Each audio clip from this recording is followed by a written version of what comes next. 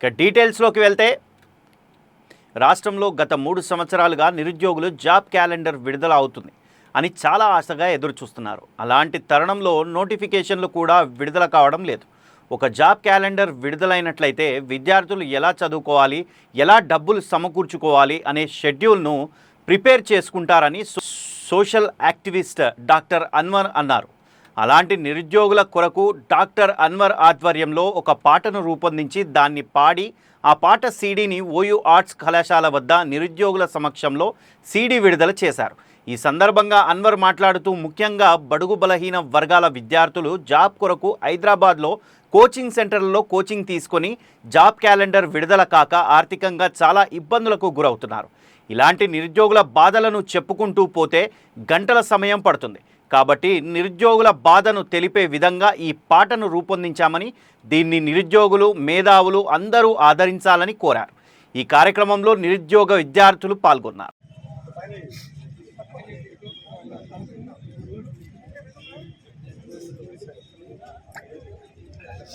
ఈ పాటను షేర్ చేయండి, నిరుద్యోగులందరూ చేరే వరకు దీన్ని పంపించండి. ఓకే. జై తెలంగాణ, జై తెలంగాణ, జై తెలంగాణ, జై జవాన్, జై కిసాన్, జై జవాన్, జై కిసాన్, జై హింద్. అందరికీ నమస్తే అండి. Myself doctor Mohammed Anwar.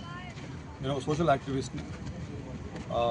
ముఖ్యంగా మనం చూస్తున్నాం, రాష్ట్రంలో గత 3 సంవత్సరాలుగా నోటిఫికేషన్కి సంబంధించి నిరుద్యోగుల కోసం ముఖ్యంగా నోటిఫికేషన్లు, జాబ్ క్యాలెండర్ వస్తాయని చాలా ఆశగా పిల్లలు ఎదురు చూస్తూ ఉన్నారు.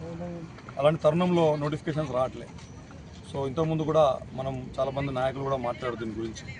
సో జాబ్ క్యాలెండర్ అనేది వస్తే పిల్లలకు ఎన్ని రోజులు చదువుకోవాలి, ఎంత ప్రిపరేషన్ కావాలి, ఎంత డబ్బు దాని మీద వెచ్చించాలి.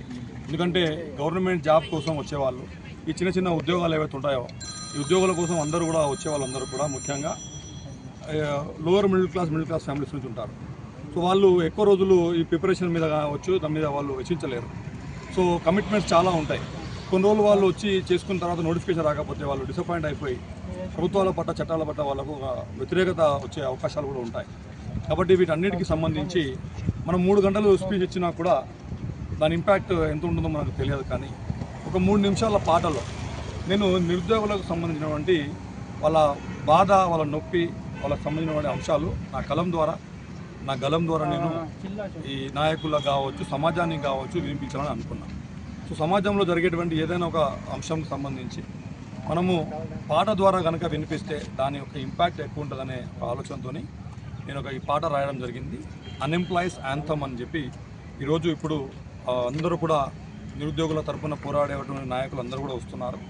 ఆర్ కృష్ణన్న గారు కూడా వస్తున్నారు. మిగతా అందరు నాయకులు కూడా, నిరుద్యోగ నాయకులు ప్లస్ విద్యార్థులు, నిరుద్యోగుల సమక్షంలో ఇప్పుడు ఆ పాట యొక్క రిలీజ్ ఉంది.